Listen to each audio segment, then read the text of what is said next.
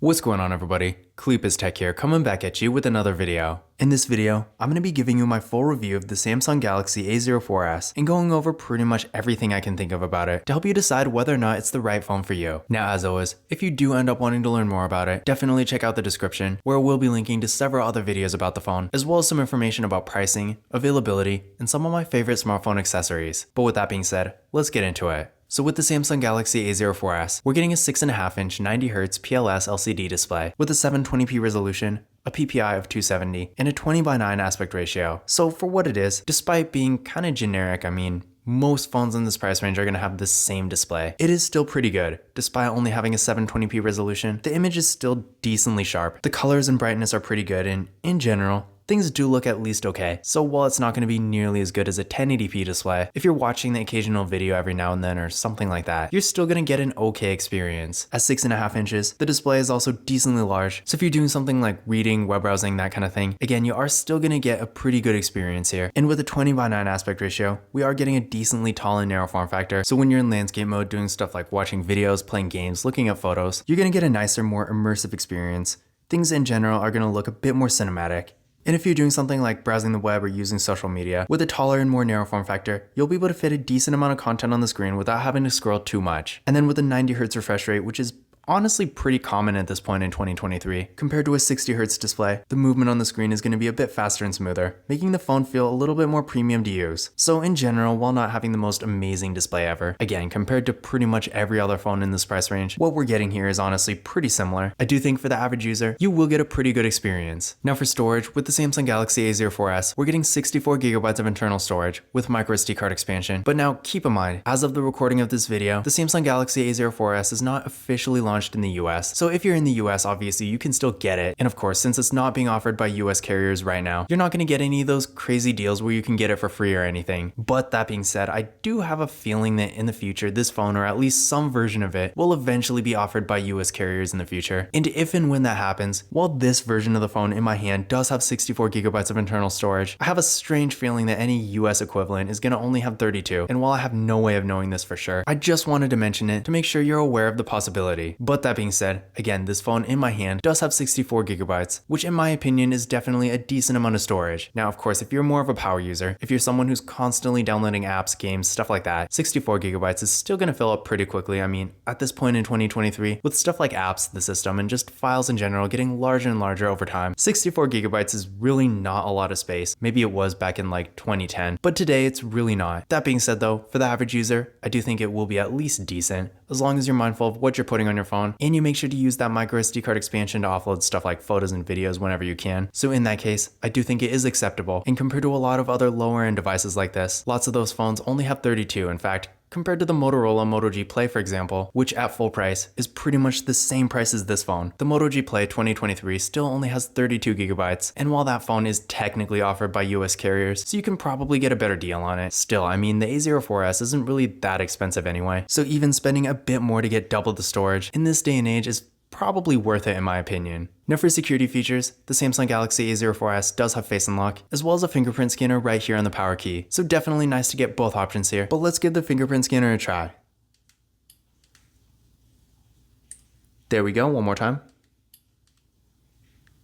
And there we go. So as you can see, real fast and responsive, no issues at all. Now taking a look at the camera setup here, with the Samsung Galaxy A04s, we got a water drop notch for the front facing camera, pretty standard design. This camera is 5 megapixels. Then on the back, we got a triple camera setup with a 50 megapixel main camera, a 2 megapixel macro camera, and a 2 megapixel depth sensing camera. So as far as features go, definitely a pretty good camera setup here. Unfortunately, there's no ultra wide camera, but this is pretty much Samsung's lowest end phone. So I'm not really that surprised, and seeing as the A14 5G doesn't have one, and that phone is quite a bit higher end than this one. Again, definitely not surprising. But aside from that, at least it does have a macro camera and a 50 megapixel main camera, which is definitely impressive for a phone like this. I honestly really hope whatever US equivalent of this phone ends up coming out has the same kind of camera, because seriously, this is a really good camera for an entry-level device. To give you an idea of what it can do, here's some pictures taken with the main camera, and again, definitely great quality here. This really goes to show that if you want to get good photos, you really don't have to spend $1,000 on a flagship phone. You can really just get a $100 $60 phone, and honestly, I've seen this phone on eBay and stuff like Swappa for so much less. So in general, if you are looking for an affordable entry-level device, and maybe you don't necessarily need features like an ultra-wide camera or telephoto lens or anything like that, but you do want to take some really good normal photos for stuff like Instagram, then in that case, I do think the Samsung Galaxy A04s will definitely get the job done. And now for video, with the Samsung Galaxy A04s, this phone does have a max recording quality of 1080p in both the rear and front cameras, which is really not surprising. I was definitely not expecting 4K video recording, but if you are coming from maybe an older flagship phone, for example, and you're expecting every phone in 2023 to be able to record 4K videos, then keep in mind, unfortunately, that's not the case. And for that ability, you will need to spend a bit more and get something higher end. But that being said, I do think for what it is, the video quality is at least decent. I mean, if you're making like YouTube videos, you're probably going to want to get something better than this. But for the occasional video every now and then, it will at least get the job done. Now, when it comes to RAM and processor, with the Samsung Galaxy A04s, we're getting 4GB of RAM with the Exynos 850 processor. Now, again, I do want to point out, this phone in my hand is an international phone that is factory unlocked, and just from my experience in the past, I do have a suspicion that if this phone does reach the US carriers, or at least some version of it does, it's probably going to end up with 3GB of RAM. Now, I could be completely wrong here, I guess we'll see. But yeah, just keep in mind, if you do end up eventually seeing an A04s being offered by US carriers, and it does only have 3GB of RAM, then honestly, just don't be surprised. But that being said, I feel like for what it is, the performance here is pretty decent. But definitely don't expect any change from the A03s, because in my experience, it's pretty much exactly the same. On one hand, definitely not a very fast phone, so if you're going to be on your device a lot, especially doing slightly more demanding stuff like mobile gaming, or maybe if you're on Instagram or TikTok constantly, those types of platforms tend to have a bit more animation and stuff going on. So a processor like this might not be the best on it, although in my experience, most stuff works perfectly fine still. Just in general, keep in mind this is really not a fast phone, and it's really more meant for basic activities and more light use. That being said though, compared to other phones like it, like the Motorola equivalent of this phone, again the Motorola Moto G Play 2023, compared to a phone like that, the A04s, while not really being fast, is still definitely faster than that. And in general, again, if you're doing basically what this phone is meant for, which is more light use and basic activities, then you will get a pretty nice smooth experience. Now, I did run a benchmark test on this phone using Geekbench 5.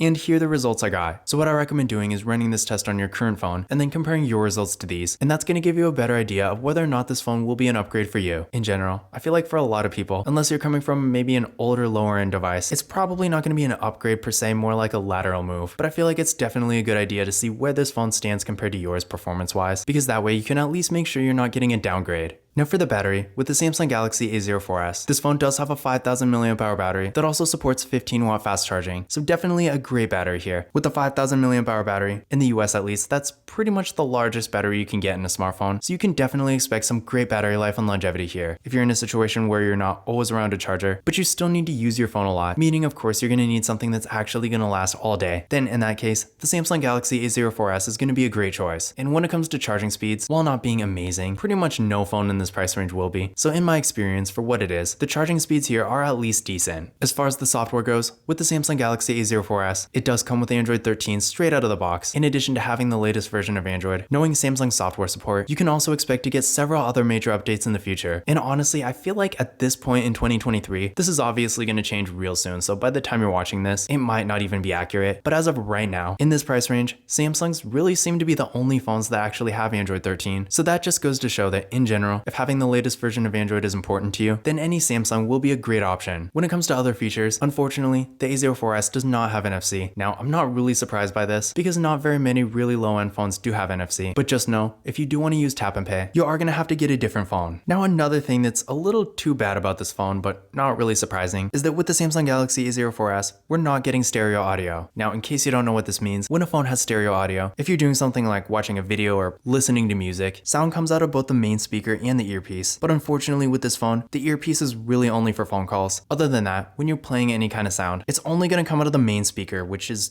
definitely not nearly as good. So if you are someone who consumes a lot of content, especially if you're not using headphones a lot, then the sound might be a little disappointing. Now, of course, if you're using headphones all the time anyway, then you might not even notice. And aside from that, of course, when it comes to audio, some people just might not be as picky as I am. But just keep in mind, you're not really going to get a very immersive experience when you're consuming content without something like headphones. Because of course, with sound only coming out of the main speaker, it can only sound so good. But real quick, I do want to actually give you an idea of what it's kind of like to consume content on this phone. And while this might not do it too much justice when it comes to the sound, it should still give you a rough idea of what things are like. Super impressive. impressive. The image quality is definitely on a whole different level, and it really does give you more of a premium experience. Now, the Samsung Galaxy S21 FE has 128GB of internal storage, but keep in mind, unfortunately, there's no microSD card expansion here. That is one of the drawbacks of having a higher-end device like this, because unfortunately, in this... So as you can see, when I cover it up, you can't really hear anything.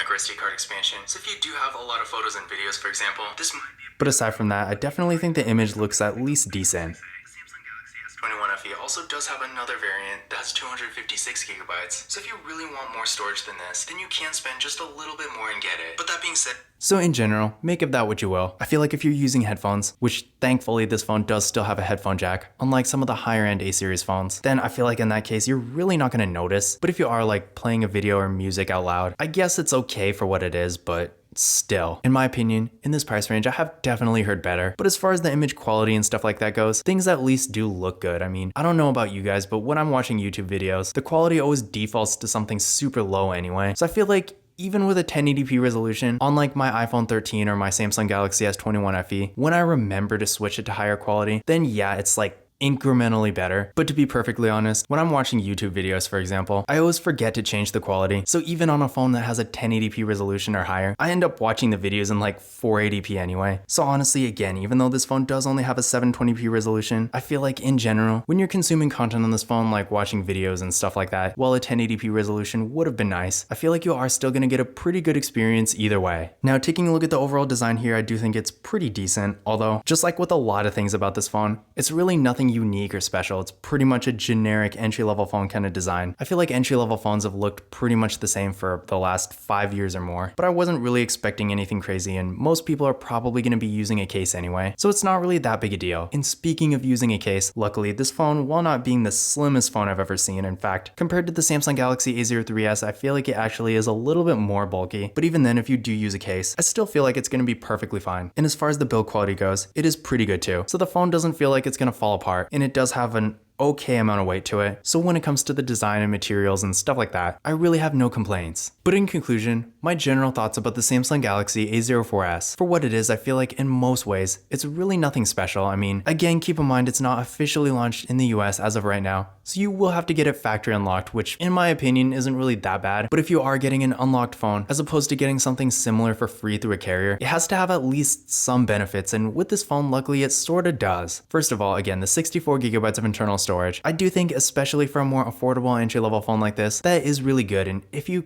have to get this phone for like $130, $150 or something like that, as opposed to getting a phone that has 32GB for like $50. I feel like in that case, some people might disagree, but I personally feel like it's worth it because having that extra storage in this day and age is honestly going to make life so much easier. So that's definitely a great thing about this phone. And in addition to this, again, the camera on this phone is really good. And while there are some affordable phones you can get through a US carrier that have similarly good cameras, I feel like with the A04s, you are really getting some great quality here. So in that sense, I do think it makes it at least worth considering. So in general, if you are looking for an entry-level phone that has a good amount of storage, a really nice camera, a great battery, a decent display, and pretty decent performance, then the Samsung Galaxy A04s will be a pretty good choice. That being said though, if you really want to maximize the value and features you're getting for the money, despite this phone being at least worth considering, I feel like just because it's not officially launched in the US, because of the carrier deals that are going on with various different phones, in general, for the same price, I'm pretty sure you can probably find a better deal on something that's a bit higher end. So in that case, again, if you really want to maximize what you're getting for the money, I would probably skip this phone. But if you are looking for something basic that works, but maybe has a